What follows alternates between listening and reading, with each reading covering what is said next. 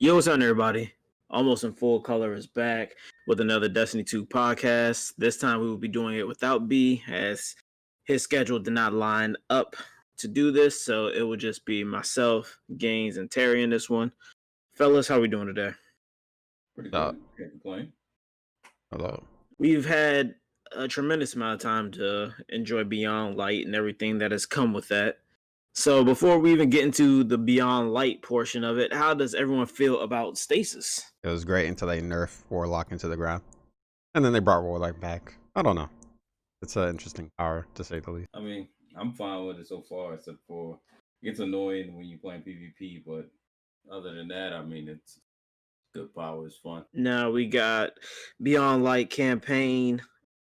In terms of all the other campaigns that we got, the campaign with Warmind, Forsaken, Shadowkeep, and all that. How do you all feel about this campaign in comparison? It did better than most, but it still kind of had the same issues of they'll introduce you to a character or show you a certain cutscene and you're like, yo, we're about to see something super badass, and then they just disappear all entirely. And in this mention, I mean, like, what was it, Eris and Drifter?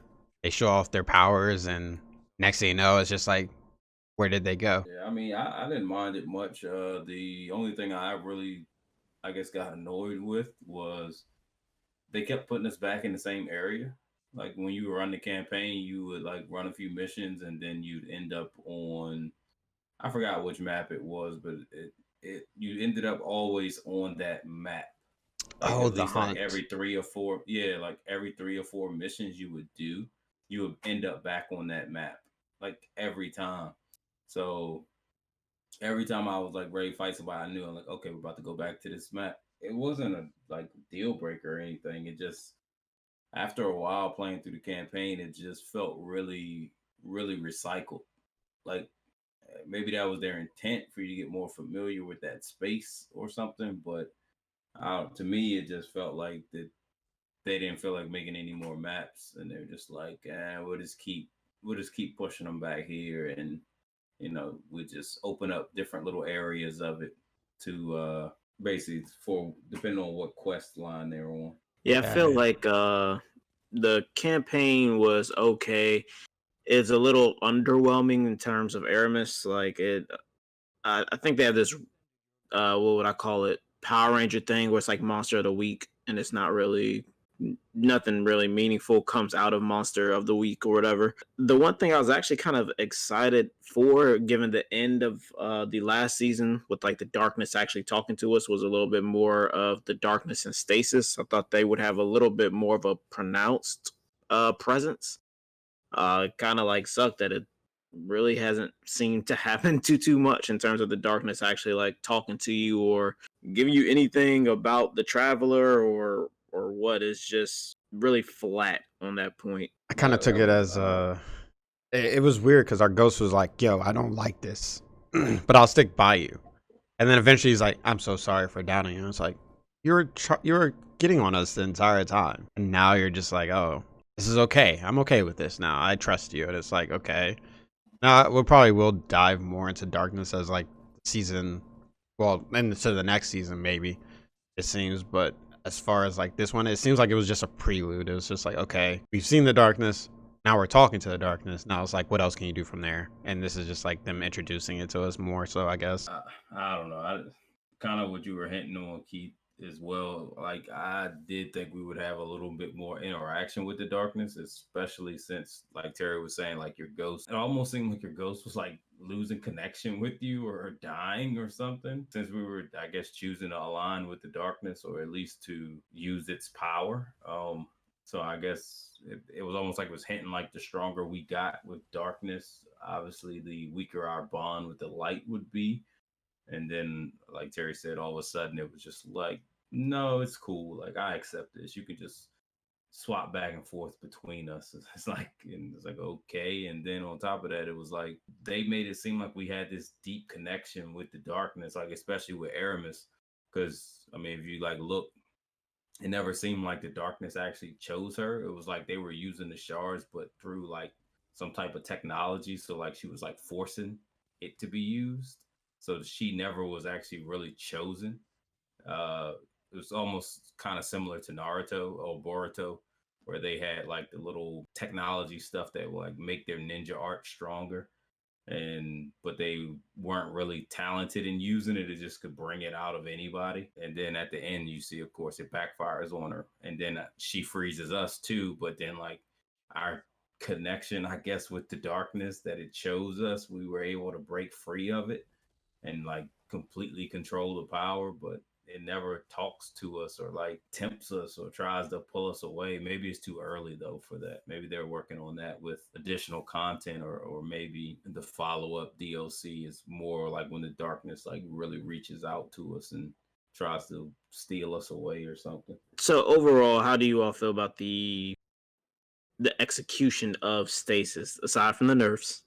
Just how do you feel about the how stasis work? How you got your aspects and fragments? Like, did all of that feel good in terms of execution? I mean, I like the fragments. I like how they're like. I guess the illusion of choice that we currently have. Because I mean, beforehand, that's what everybody was like. Yo, I really want to be able to choose my subclasses. So they kind of gave us a version of that. So I like the way they kind of do it. I hate the quest line for it because a lot of the stupid quests are like, go here, kill this. Okay, kill this more. All right, now hope for the fact that you might get this to drop out of it. I like stasis as a power. It's a very interesting power. The execution probably is better than the other storylines that we've had as far as like getting our subclass powers, like how we had to get hammers and all that other stuff. Yeah, I mean, I was pretty pleased with Stasis. I like the power as a whole, and like Terry said, it definitely gives the illusion you get to choose your power when it's really extremely similar to what we did with the light based subclasses. The only difference is it's not, I guess, tied to that subclass version. So, like, if you wanted to go, like, I don't know, like gunslinger or the blade barrage, you would have like just certain perks that was just tied to blade barrage, or it was a way of 1,000 cuts, I guess is what it's actually called. um that you could pick, and you're like, okay, well, if I pick that, then I lose like the single blade that explodes. I now have the almost like shuriken that you throw out. So I guess they were like, well, we'll just give you all three versions of the melee power that you can just pick, and hire whichever one you want to mix and match, you can.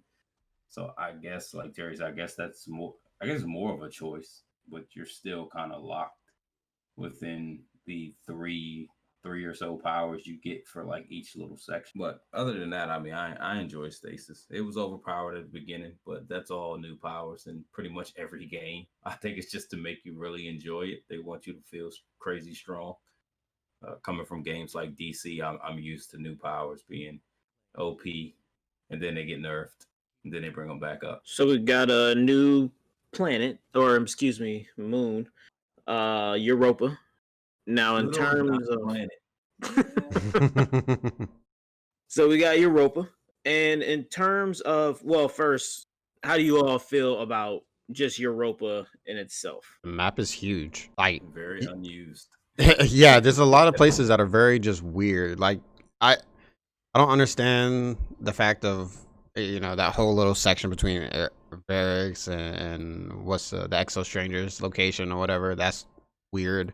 And then you have like all those little small dungeon places that have enemies, but there's not really much else happening there. You're kind of just running through them. But the map is definitely a huge location, though. Yeah, I actually like the destination, but it does feel underutilized. Like there's a lot of areas that there's nothing. But again, I mean, this is a new destination for for Destiny or whatever, so it could be being built out, and as more content releases, it kind of starts to really fully flesh out that map.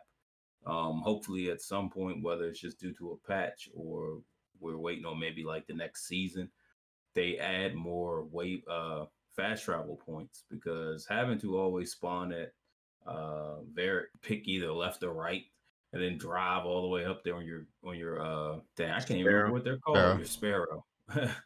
And having to do that each time like really makes the grind part even worse. It's just a very needless and pointless journey because there's literally nothing on the way there anyway. So it's just a waste of time, and it'd be a lot better if they could at least put one fast travel point on each side of the map at the top. But hopefully they do that. But I guess it depends how much of a pain it is and how much other people actually complain about it, whether or not it may get done.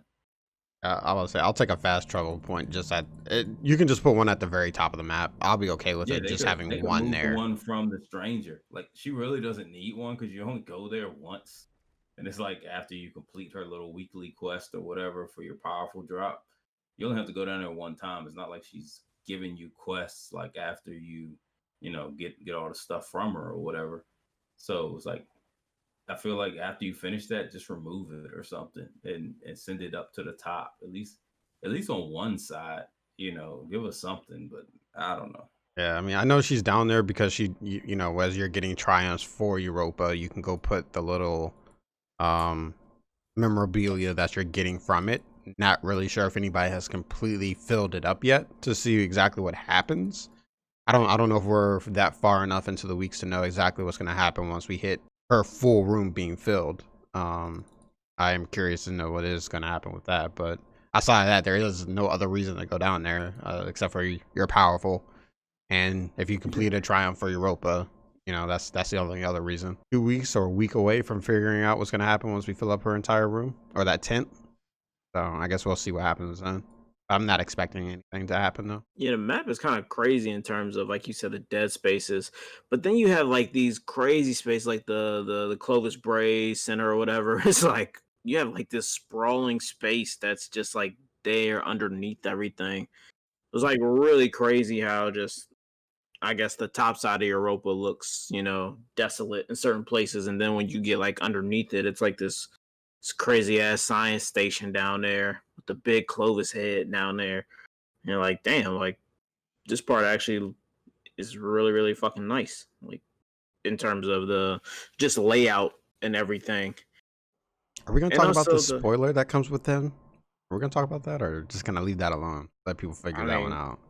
I don't know.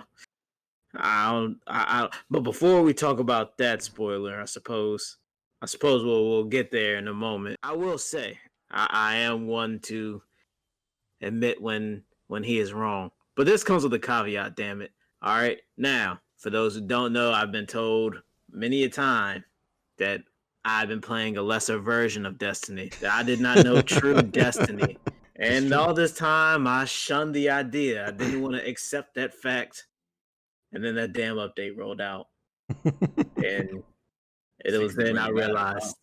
It was Oh then I no! realized Oh, now you It's so funny realize. because it doesn't it is. feel faster? It feels Like very different, even with the FO. When we pumped the FOV up to 105, it felt much different. Like, it feels like you move faster. You're like, damn, I'm getting yeah, crazy Yep, quick. Like I can really speed run. but you're That not. was how I felt like when I first experienced it. Well, of course, I played it on Stadia when it was 60, but that's what I kept saying. I was like, man, if I got to grind and I'm grinding by myself, like I definitely would rather experience 60 over 30.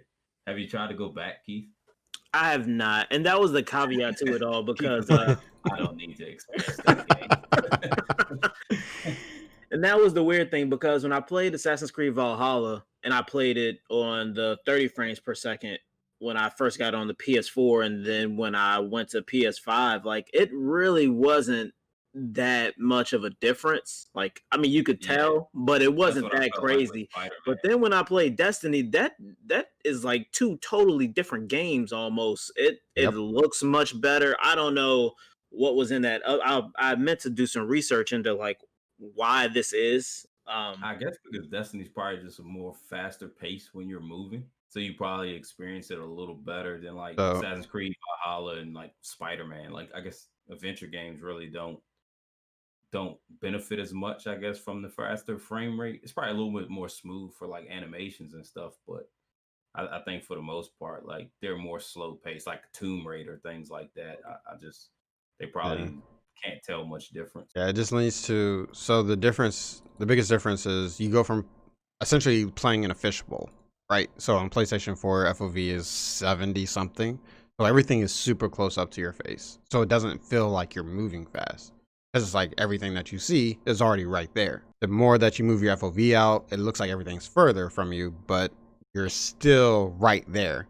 It just, you see more, you're just pulled away from your TV or monitor in this instance, instead of like being like, oh damn, I'm like all up in the monitor. So going from that to what you see now is why I left PlayStation, to be able to see exactly how a game operates when you have higher frame rate than you should, you know, higher than 30, 4K 30 at some point in time, 1080 30.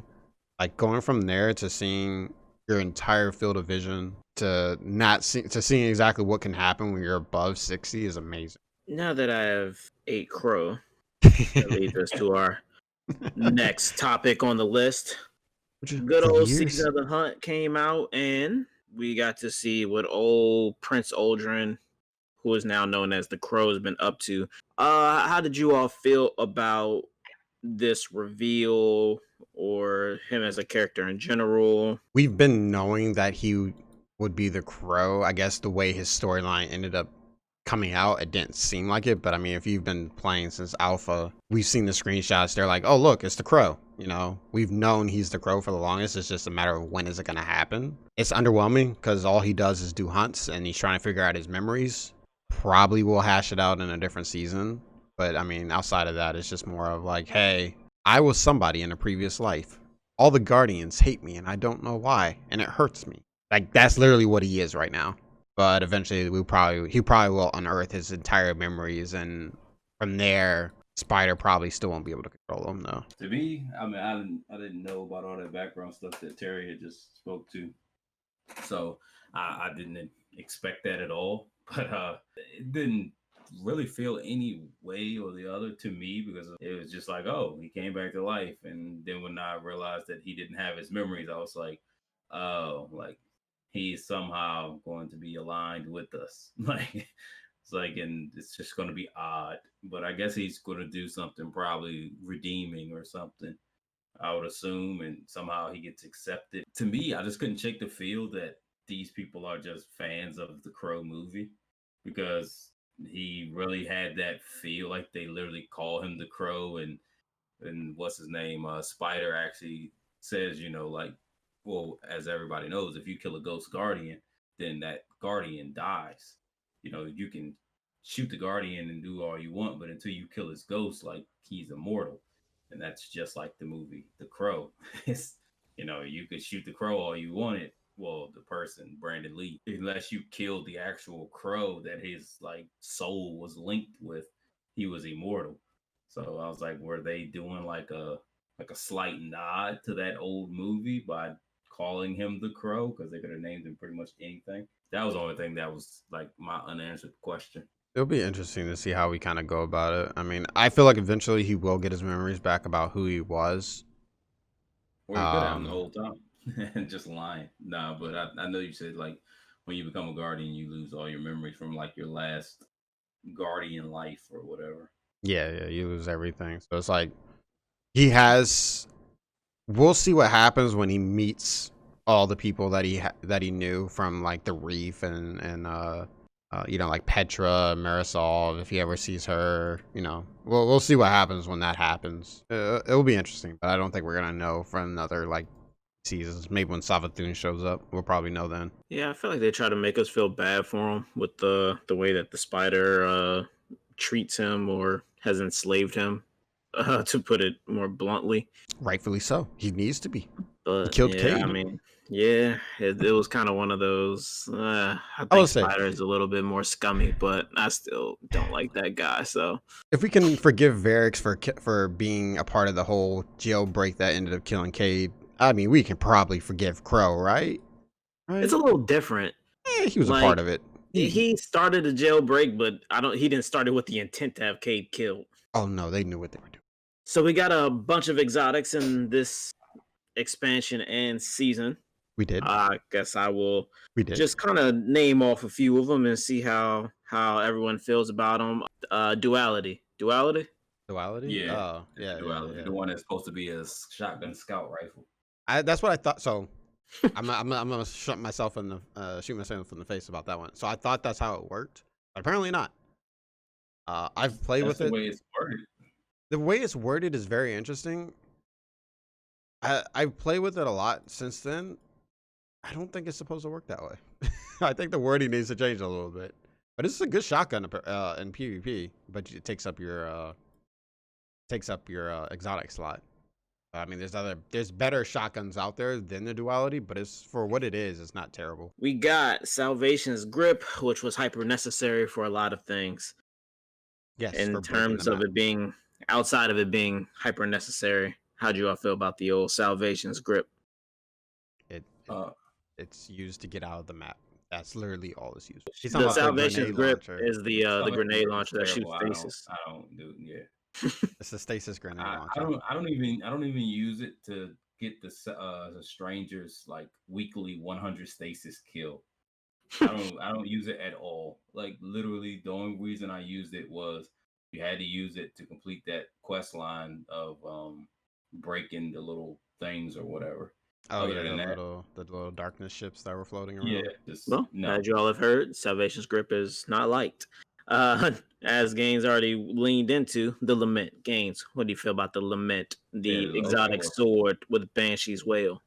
yeah, that was pretty crazy. Like I said, I didn't expect to get another OP sword, and it was weird, is because like they took what heavy guillotine was, and they were like, "What's the weakness of the heavy guillotine?" And they're like, you could die because you're so close." And it was like, what if we made a sword that was strong like heavy guillotine? But listen to me now. Its power is when you hit, you start to regenerate your health. And they were like, genius, genius, yes. So it was weird that they gave you a health regen for it. I mean, granted, it doesn't make you immortal, but for it to trigger your regen is pretty crazy. It definitely helps you stay alive. I mean, I can only imagine how crazy it is if someone drops a well right there too. I'm sure everyone would be pretty much unkillable for the 5 seconds it would take to obliterate whatever it is you're hitting. Um, so I guess this is the new normal now is OP swords. I wish they made it look a little better though. I feel like they made it look like purposely rusty and terrible so they could try to sell us that damn ornament. I don't think And the ornament makes it look It better. looks rusty. if you look at it and then look at the ornament, you can see how the ornament like cleans it up. To me, it still doesn't look all that great, but the ornament does like make it a little bit more clean.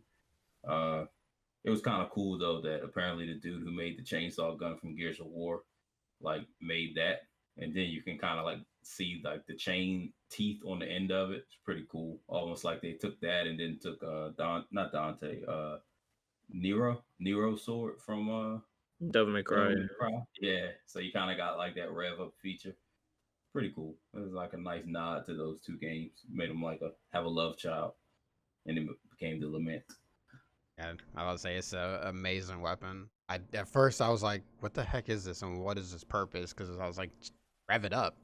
Okay, I'm doing that. Nothing's happening. And then I was like, all right, I guess I should probably figure out how this works. You figure out how it works. It's amazing. It's an interesting weapon. I will keep that around, especially since its usefulness is in the raid and Yeah, all you strikes. have the mods for it. It gets even crazier. Like freaking Lucent Blade and all that stuff. Every time you turn around, you're like able to use the charge feature on it. Hawkmoon. Terry, does it live up? Can we skip that one? Can we just skip past Hawkmoon? Skip past Hawkmoon. All right, Let's very just go well. back. Let's talk about the D1 version. Let's just do that. The D1 version is amazing. The D2 version is yeah, cool. Next. Yeah. Yeah. That's all I got for it. They'll probably get better though with that. Well, yeah. To be random fair, in PVE, it's not bad. I mean, it does require some format of planning, I suppose, to ensure you're getting the maximum damage out of your bullets. But for PVE, it's not bad. Yeah, It I has a mean, place, I guess. its place is definitely better on the PVE side.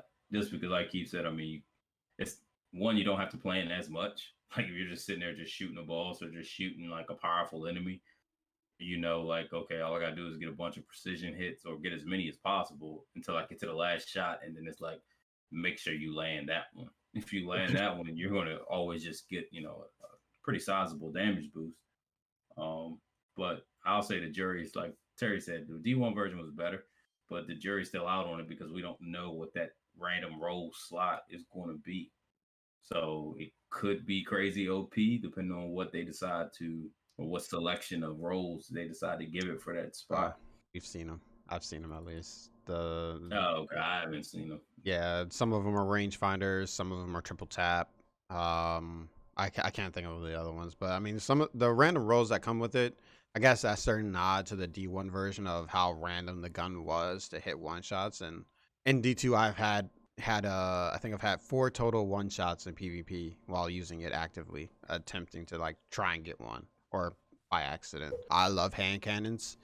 So like that's like my thing. I love using hand cannons. I would probably use a different hand cannon over it sometimes, but there are moments where I'm like, all right, I'm gonna bring out the Hawk Moon. Let me see if I can get that one shot. And I've had gotten it before on accident. Sometimes you're just like just on a tear, and it's just like, all right, cool. PVE wise, it is nice to see sometimes being able to hit that 70k on that last hit. I think the most I've seen is 59 or 60. So that is cool. But outside of that, I mean, you gotta make sure you hit all 6, 7.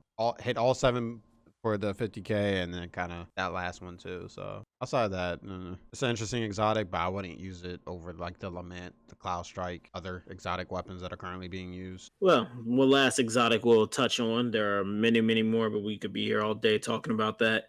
But the last exotic we're going to touch on is Eyes of Tomorrow, and only one of us here has it.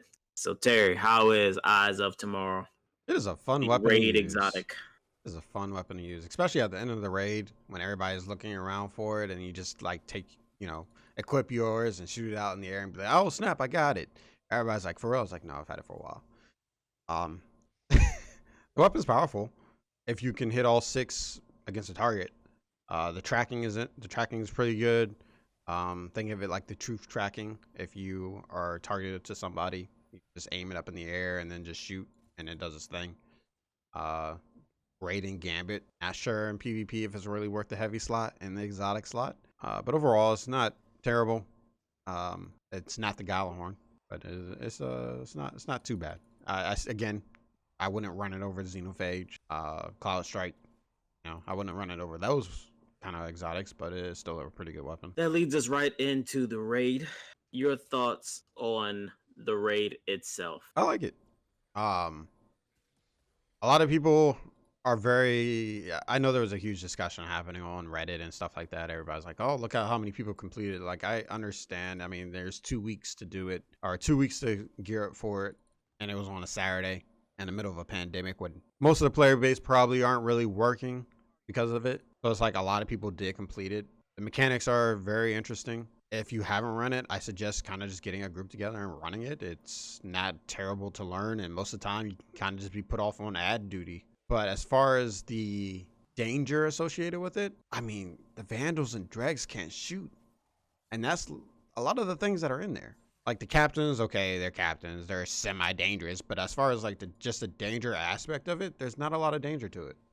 It's not as dangerous as like Last Wish or Garden of Salvation, where everything in there is out to kill you. This one is just like, if you look in front of a drag, so if you're in a wipe mechanic at some point in time, trying to die from a drag, you might as well just kill yourself. A good raid, but the danger isn't there. Yeah, I think this raid is probably one of the ones where you can definitely see a lot of like care and like just really we want to do something cool put into it.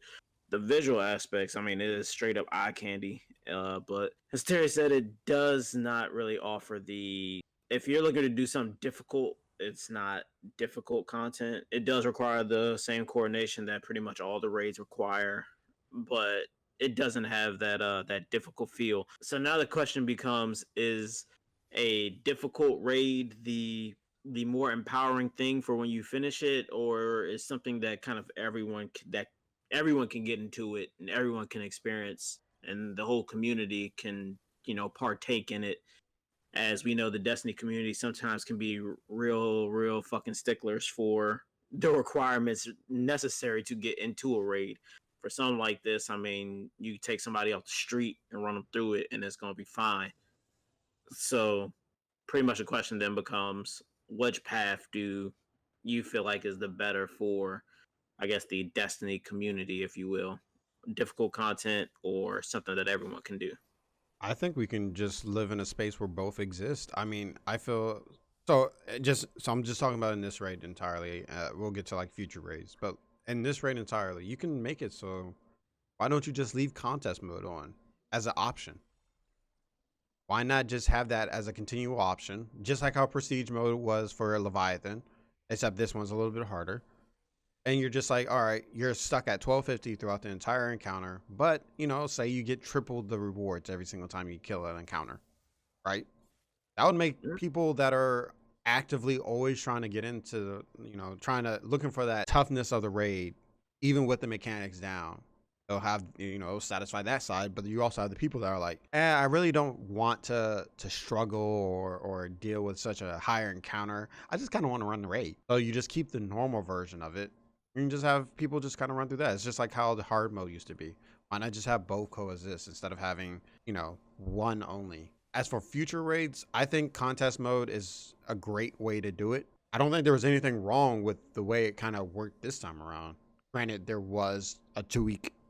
Everybody had 2 weeks to get up as fast as high as possible. Even though you're going to be capped, everybody had 2 weeks to get their raid weapons, all that other stuff kind of together, situated, and then go into the raid. Everybody's at an even playing ground of being at this light level. That is cool. Day one contests are that's fine. Leave contest mode on. We're at a point now where we have been playing Destiny for years, and people understand how Destiny works. You know, that helps a lot of people. If you've been playing since Vault of Glass, you understand how raid mechanics end up working. You know, hitting your head against a wall eventually will get you through it, but there's always a way. Luke Smith did an interview in which he alluded to light subclasses getting a rework and potentially, it wasn't specifically said that Super would be leaving the game or vaulted or anything like that, but he used Nova Warp as an example, saying that most warlocks prefer Nova Bomb versus Nova Warp, and maybe Nova Warp could be cut. He did not give any specifics or any, concrete information. It was just, a thought on kind of how light subclasses will be reworked. Do you feel like light class subclasses, if they were to change them to kind of reflect what stasis subclass kind of works as now, if they did that with the light ones, but you had to get rid of Nova Warp, but the Nova Bomb tree got, a little bit more customization to it, would that be worth it? I wonder if he would have said that if they didn't nerf it to the ground. That's like that's like my first part. Just Nova Warp was nerfed so badly, like it has no use anymore. Like you can't even one shot anybody in Crucible with it. So I don't even use it. I tried using it when I first started playing Destiny again, and I was just like, yo, this thing is trash. But as far as like the whole sunsetting, I don't think I don't think we're really gonna get to that point. And if we do, it will be 2 years down the line to where they can actually make this work. But I think he also ended up saying, let's just like some supers just don't work well together. Like, how do you go from? I think he mentioned like solar warlocks, right? A solar warlock can fly around, rain hellfire down on people, but then next thing you know, it can heal your allies with a drop of his, right? So it's like, how do you make that work in the aspect of a stasis? How stasis is, where these aspects change the way it works? Do you just have it set to where, you equip this aspect and now you're no longer flying around, or do you equip this aspect and you're no longer doing this? Like all the aspects complement each other. You take one off from stasis, you no longer are sliding around like a crazy titan. You're just kind of running around like normal. It's like, how do you make it work in that kind of bubble? And how do you make it so that, your titan, the people that love playing titans aren't envious of people that are playing warlocks or hunters, vice versa. If they go around the sunsetting thing, they have to make sure they do it right. It probably came out at a wrong time for them to be talking about sunsetting when they just kind of took away half the game. And now they're just starting to try and put the weapons back into the game to make it worth it. But as far as like sunsetting stuff goes, if they do it, they need to make sure they do it properly. They need to make sure they do it right. If they end up being like, okay, we're not going to have Nova Warp in the game anymore, but we'll rework Nova Bomb to kind of coincide like how Nova Warp is. So we'll see how this kind of goes. But this is like a 2-year endeavor. If it seems like it was something they were harassed about constantly by fans that answer that kind of question. and he was just like he gave an answer that was very vague. I would like to, I guess, see what the plan is if they do end up pulling that before I kind of really say how I feel about it. But ultimately, if it is anything like what happened with the weapon system, I didn't want to touch on that just too much yet, as I wanted to see how egregious it was about to become, because I saw some other things like the palindrome and all that coming back, which is the evil side of everything that we've been speaking about. So I want to see how bad it was going to get. But if it's anything like the weapon system, to where it's like, oh, we're going to sunset something, but then give it back at like a different point, it's just going to be weird to me. Or just give Nova War back in its same format, I guess, would be the egregious part. It's like we took it out and then we'll give it back later in its same exact format and nothing changed. So your bad omens that you got, you'll get another one and it's really nothing different about it. But the one that you had is no good now. Like that makes zero sense to me whatsoever. I mean, they want to sunset, cool, I guess. I just kind of want to see with supers it becomes a little different. Yeah, you have to combine so many different things. How do you go from a warlock that can shoot a beam out of his arm to roaming around being able to act like Palpatine? You know, it's just a lot to kind of go with it. If they're gonna end up making it how the stasis works, instead of having 3 supers to 1 subclass, you know, if you want to put the aspect to each subclass, I'll love to see it, but I think it's a huge undertaking for them to overhaul the entire light system to act like stasis.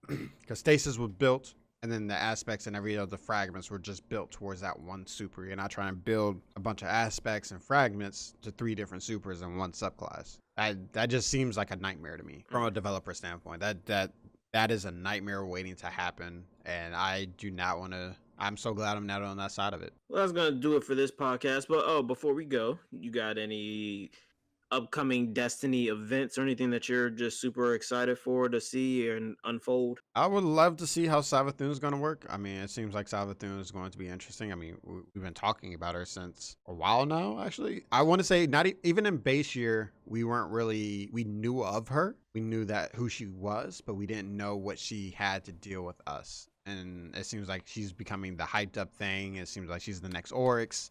She's going to come in here and rain death and all that other stuff upon us. And I don't know. And I'm actually kind of curious what's going to happen with Callus. Pretty pumped up for Vault of Glass and seeing what modernizations they're talking about making to it. You know, they talked about putting champions in and potentially things of that nature. So definitely looking forward to seeing how they reinstitute Vault of Glass, but kind of into this climate. All right, Guardians, that's going to do it for this one. Be sure to hit the subscription button to see when we post more Destiny 2 podcasts or other content for that matter. With that being said, hope everybody's doing well, feeling good, feeling great. Peace, be easy, be blessed.